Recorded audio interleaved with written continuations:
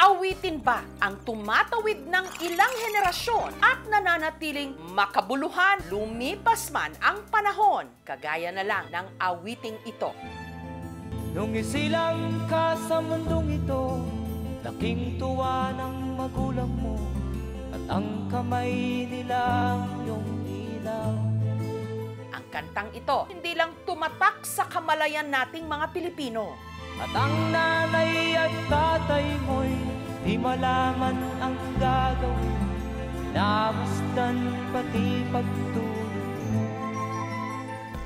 Tumagos din sa puso ng milyon-milyong tao sa iba't ibang panig ng mundo. Mahigit 30 milyong kopya nito ang naibenta sa mahigit 50 mga bansa at isinalin sa halos 30 mga lengguwahe.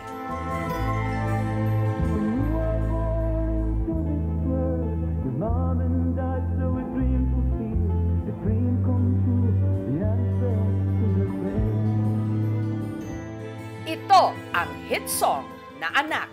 Ngayon nga ay malaki ka na, nais mo'y maging malaya, di man sila payag, walang magagawa. Isa sa mga dakilang obra ng itinuturing na icon ng OPM o Original Pinoy Music na si Ka Freddy Aguilar. Ikaw nga ay biglang nagbago, naging matigas ang iyong ulo, at ang payo nila'y sinuway mo. Pero nitong Martes, ibinabana ng mga awit ang kanyang gitara. Si Ka Freddy pumanaw sa edad na 72 matapos magkaroon ng multiple organ failure. Alinsunod sa kanyang relihiyong Islam, si Ka Freddy agad na inilibing sa Manila Islamic South Cemetery. Siya parang naging idol, pangarap ng bawat musikero na narating niya. Kahit gaano siyang kataas na tao, talagang bababa't bababa siya sa mga kahit sinong kausap niya. Malaking pagpasalamat sa kanya. Lumikha ka ng mga obra na tatatak habang buhay. Si Freddy Aguilar o Ferdinand Pascual Aguilar sa totoong buhay, tubong Santo Tomas sa Isabela, panganay sa magkakapatid. Kalaunan, lumuwas at nanirahan sila sa Santa Mesa sa Manila. Itong bahay ko. Ay, Manang! Kumusta po kayo? Kumusta po kayo? Kapit bahay namin sila mga araw. Tapos may, Manang, saan po yung skinita dito? Yung dati po dito. Dito yung dating skinita. Ganyang kalaki yung bahay namin sa Isabela kung saan ako pinanganak. Kasi na-disgrasya ang tatay ko. Inatake siya ng wild pig. Nabuhay nga siya pero naubos yung kayamanan niya. So from ganyang kalaking bahay sa Isabela namin, linipat na kami dito. Hindi raw naging maganda ang relasyon noon ni Ka Freddy sa kanyang ama, kaya nagrebelde siya. Yung tatay, ayaw niya ng mahabang buko. So since hindi kami magkasundo ng tatay, pag pula ng tatay, puti ako. Pag puti ng tatay, pula ako. So sabi niya, ang pangit ng buhok mo, ang haba-haba, lalo kung pinapahaba. Hindi rin daw nito sinuportahan ang kanyang hilig sa musika. Pag magdi-dinner na kami, papahanap na siya ng tatay ko kasi ayaw nga ng tatay kung kulang kaming kumain. Matatagpuan mo siya sa kanto ng Puresa, tumutugtog sa kalye. Ang tatay ko naman magagalit at sasabihin, kanta ka ng kanta, hindi ka mapapakain yan. Bawal akong magpatugtog ng music. Kailangan lagi ka lang nag-aaral. Kung hindi ka nagbabasa ng libro, ang gusto ng tatay ko, tumutulong ka sa kabahayan. Hindi magtugma yung gusto niya sa gusto ng tatay namin. Hanggang sa isang beses nag-away sila ng papa ko. Lumaya siya, dala yung gitara niya. Hanggang sa napadpad na siya sa Magsaysay, Olongapo. Adopted son ng Olongapo ang turing kay Ka Freddy. Katunayan, pinatayuan pa siya roon ng rebulto. Tigil namin sa kanya, tiga Olongapo rin. Mahal niya ang Olongapo. He always comes here. He promotes Olongapo. Sa lugar kasing ito, unti-unting binuo ni Ka Freddy ang pangarap niyang maging musikero. Kasi nung araw, tabi-tabi ang mga klab. Para akong umaakit sa langit. Dito rin daw ipinanganak ang kantang nagsimula ng lahat, ang Anak. Ang nanay at tatay mo, di malaman ang gagawin, namasdan pati pagtulog mo. homesick ako sa family kasi nasa Olongapo ako. Paano ba ako napadpad dito? Ganun. So nag-flashback, tapos nagsulat ako.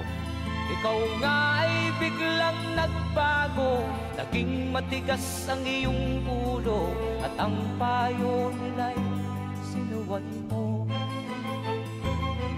Hindi pala maganda yung paglaki ko kako. Imbis na naging masunurin akong anak, naging suway akong anak. At ang una mong nilapitan, ang iyong inang lumuluha, at ang tanong, anak, ba't ka nagkaganyan? Sabi ko, pa, meron akong kantang nagawa, basahin mo, tapos binasa niya. Nung mabasa niya yung lyrics ng anak, parang gusto niya umiyak. Tapos niyakap niya akong gano'n. Ako yun nagsisisi ako din sa mga kalokohan ko kaya ginawa. So, sabi niya, yan, makakaintindi ka na ng buhay. Magsisisiyag sa isip mo, nalaman mo, ika'y nagkamali. Ang awiting anak isinali ng folk singer sa singing contest ng Metropop kung saan ito naging finalist. Ang kantang Kay Ganda ng Ating Musika ni Ryan Cayabyab ang nagwagi. Pero ang inakalang katapusan na, siya palang simula ng isang alamat dahil ang anak nabigyan ng pagkakataong mai-record. Hanggang ito'y naging global hit na nasundan ng iba pang mga kanta gaya ng Magdalena, Bayan Ko, Bulag, Pipi at Bingi na lahat sumasalamin sa buhay nating mga Pilipino. Nung 9 years old ako, may concert sa Philsite. Since super fan din ng mami ko ni Capreddy, nagpunta kami dun. Sa harap talaga mismo kami. Pinagaw niya yung sombrero niyang palos. Inagaw sa akin. Tantrum ako, umiyak ako. Nakita ng Capreddy. Hininto niya yung kanta niya. Nagpunta siya sa backstage, pinatawag kami mag-ina. Taong 1973, si Capreddy ikinasal sa kanyang nobya na si Josephine. Nabiyayaan sila ng 4 na anak na nakamana raw ng kanyang talento. Ang mga anak niyang sina Jericho at Jonan naging kasakasama niya pa noon sa banda. Binahayaan lang na kami gawin yung gusto namin. Hanggang sa yun. Pag ayan na, medyo may mga nagagawa na kaming kanta. Gusto kanya mamuhay sarili mong pananaw. So yun yung nakuha namin sa kanya. Habang ang bunso niyang si Megan, naging singer din katulad niya. Nagre-recording ako ng mga bagong compositions ko doon sa aking tape recorder sa bahay. Laging nasa tabi ko yan si Megan. No? Pagka kumakanta na ako, tapos hindi pa siya nakakapagsalita, nag-aham siya doon sa likod. Pinabayaan niya ako sa music room ko kasi alam niya yun ang gusto ko. Yun ang parang panalo sa tatay ko kasi nga, he supported me no matter what. Pero ang pagsasama ni na Freddy at Josephine na uwi sa hiwalayan, naging bukas din sa publiko ang pagkakaroon ng lamat sa pagitan ng relasyon ni Freddy at ng kanyang mga anak. Naging kontrobersyal din ang mga awit noong 2013 nung lumantad ito sa relasyon niya sa kanyang nobyang si Jovi na edad 16 anyos habang siya'y 60 na. Siyempre, yung mga mata ng tao, mainit. At that time, ang sinasabi ng people of the Philippines against Freddy Aguilar was that's statutory rape. So, siyempre, ang pangit tingnan kasi Freddy Aguilar yan. Diba? Pero may puso din na i-inlove nagmamahal. Sa isang concert daw sa Mindoro nakilala ni Ka Freddy si Jovi. Doon nagsimula ang kanilang ugnayan. Tingin ko talaga personally is early 20s. Sabi niya 16. Akala ko nagbibiro lang siya dun sa 16. Naku, tawagan mo kaagad ang nanay tatay mo. Sabihin mo na mahal na natin ng isa't isa. So, napatunayan ko naman kay Babe na magmula nung kami, hindi naman ako tumitingin sa ibang babae. Kung pahintulutan ako ng Panginoon, siya yung gusto kong makasama hanggang sa bawian ako ng buhay.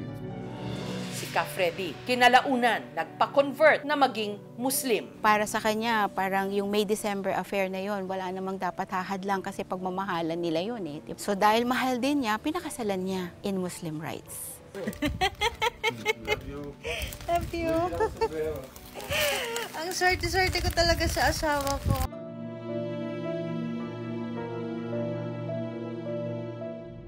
Taong 2018 naman, napabalitang nasunog ang tahanan ni Ka Freddy sa Quezon City. Gitara ako doon, tapos mamaya may pumuputok na pala. Nakita ko na lang yung bandang ceiling umaapoy na hanggang doon sa may hagdanan namin. Kabilang sa mga nasunog ang kanyang music room kung saan nakadisplay ang mga pinakainingatan niyang original records at koleksyon ng mamahaling mga gitara. At least walang nasaktan. Kaya lang yung mga gamit namin talagang tupok, pati yung mga original na mga gold record and And all my awards, lahat, everything, walang natira.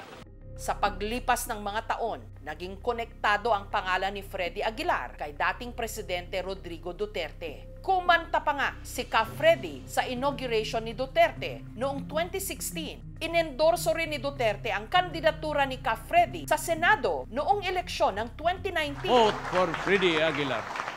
Bagamat hindi ito nagwagi, ang kanyang dating imahe bilang boses ng masa na bahira ng politika. Gayunman, hindi maitatanggi ang naging ambag ng isang Freddy Aguilar sa ating musika. Ayon sa bunsong kapatid ni Ka Freddy na si Tess, multiple organ failure at cardiac arrest ang ikinamatay ng kanyang kuya. Last year pa dapat siya magpapa-angiogram and angioplasty.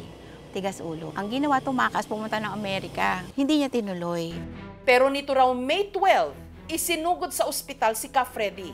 He almost collapsed. Sinusumpong na yung kidney, yung baga, mababa yung oxygen count, tapos yung kanyang puso, yung bara, nagsama-sama na yon hanggang sa madialysis siya. Hindi na nag-work yun. He had cardiac arrest during dialysis.